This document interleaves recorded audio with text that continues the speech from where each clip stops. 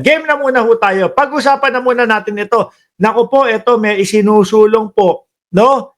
Si dating congressman, Ace Barbers, mga kababayan. Dati, di ba, hindi na siya congressman ngayon. Hindi naman tumakbo, mga bossing di ba? Hindi siya bumalik ng kongreso.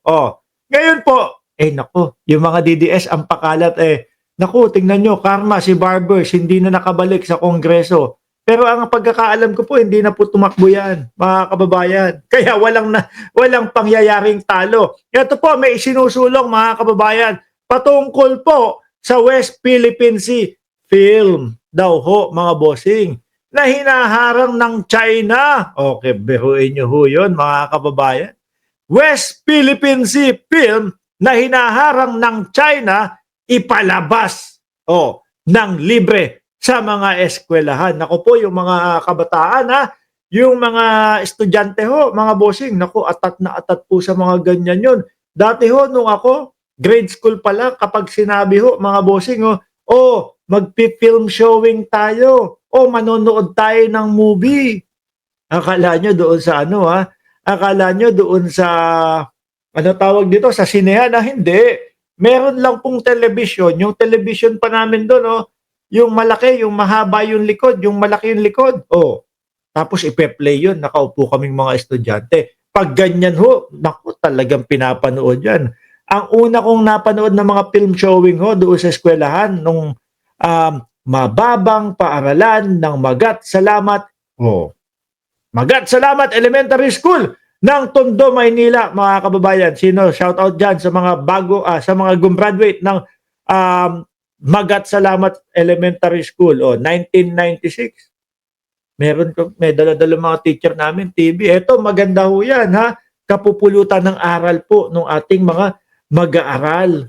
Diba? Para naman po, hindi nabibiktima ng mga nagpapakalat na fake news. Sino po ba yan? Naku, alam nyo na naman po kung sino yung mga nagpapakalat ng fake news, mga kababayan. Lalong-lalo na yung mga pro-China na mga vlogger ho. Di po ba? Pag yan, ipinalabas po, mga kababayan, pakialam ng China, haharang-harang sila. Bansa natin to. Sila nga ho, mga kababayan, naalala nyo kung hindi ako nagkakamali sa Barbie. Hindi si Roque ang ibig ko sabihin doon, no? Sa Barbie. Ang ibig ko sabihin doon, yung palabas na Barbie talaga. Di ba meron silang ipinalabas doon na 9 dash line, 10 dash line, o kung ilan mang Poncio Pilato na dash line yan. kahit wala namang katotohanan.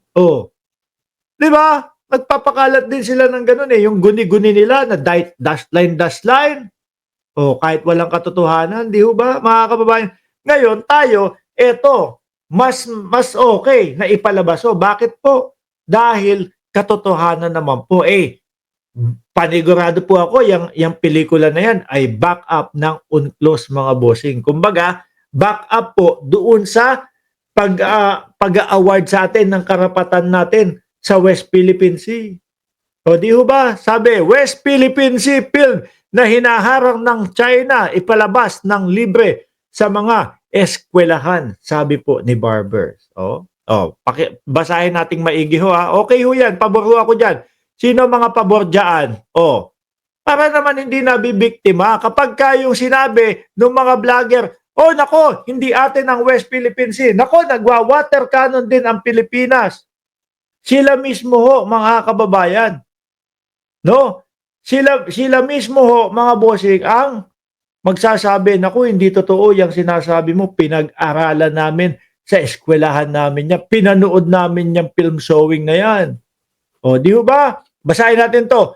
Hiniling ni dating Surigao del Norte Representative Robert Ace Barbers na ipalabas ng libre sa mga publiko o public high school at state universities and college ang isang award-winning film, no?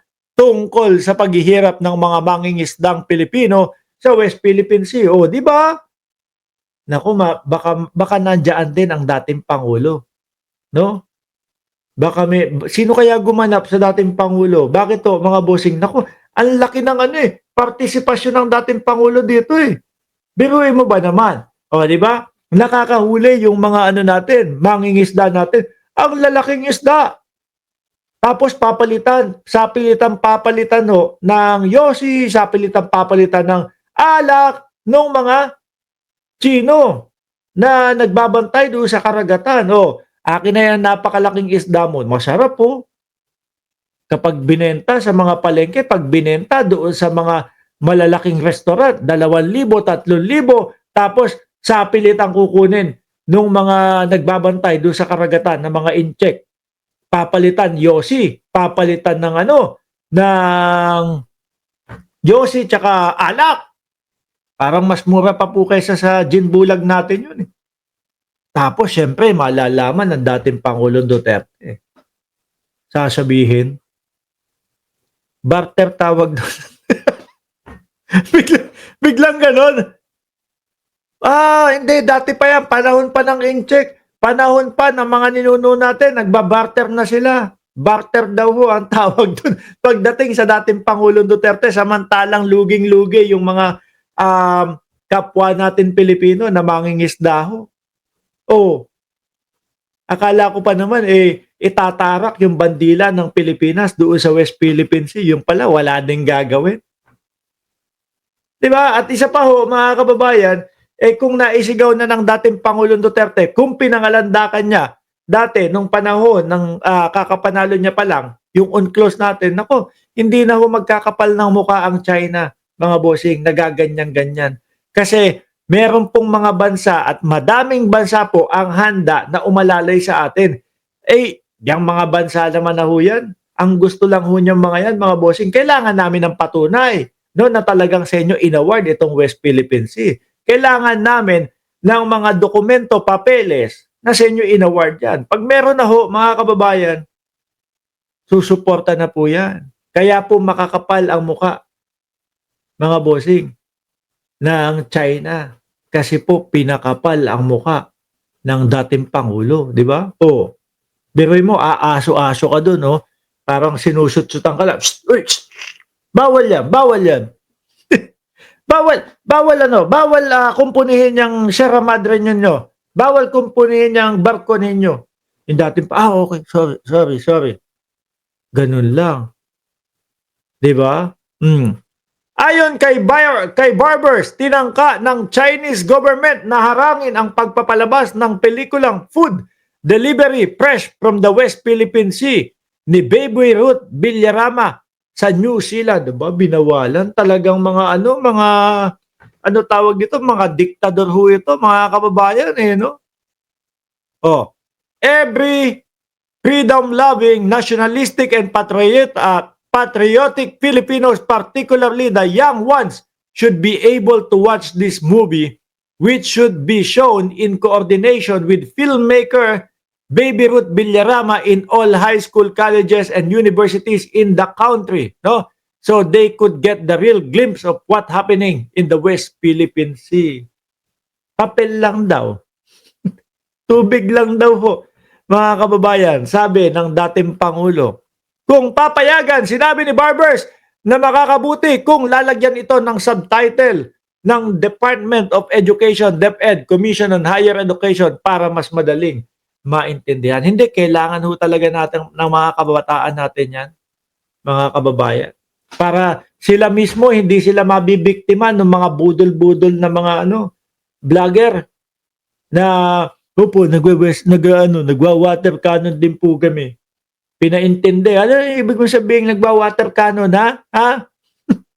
Water cannon. Mr. Water cannon is a facility. Siraan tok-tok namimilipit magpaliwanag Mr. Chair, water cannon is a facility. Putek na yan. Hindi na alam kung ano ipapaliwanag. Pati yung water cannon, pasilidad na daw ho, mga bossing.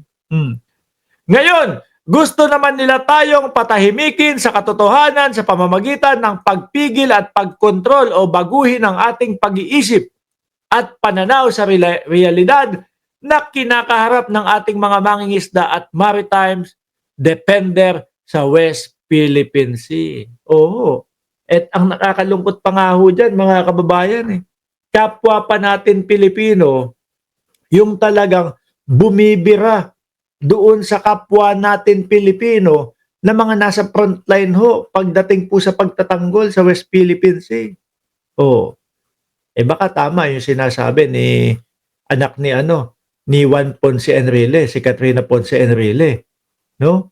May pondong nakakarating, may pondong natatanggap galing sa China. Walang pumipigil sa China sa kung anumang naratibo ang propaganda o interpretasyon nila sa mga nagaganap sa West Philippine Sea at nararapat din lamang na di tayo dapat pakialaman ng China. Lalong-lalo na ho, mga kababayan, tayo pa po yung napagkalooban ng karapatan sa West Philippine Sea.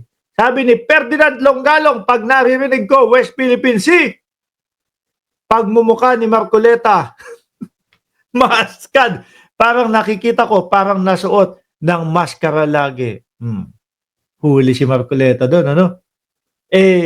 There is no such as West Philippine Sea. Guni-guni lang ng mamamayang Pilipino. Yan. Oh. Di ba? Gulat siya. Ang reaksyon ng taong bayan, negatibo sa kanya. Oh. Biglang kumambyo, mga kababayan. Kala mo, traktora yung dala. Uy, kambyo! Yari ako sa mamamayang Pilipino. Oy, Marcoleta! Yung 2,000, hindi namin nakakalimutan yun. Gabi-gabi, araw-araw, uma-umaga, hapon-hapon, hahagilapin namin yung 2,000 libreng kuryente na ipapanukala mo.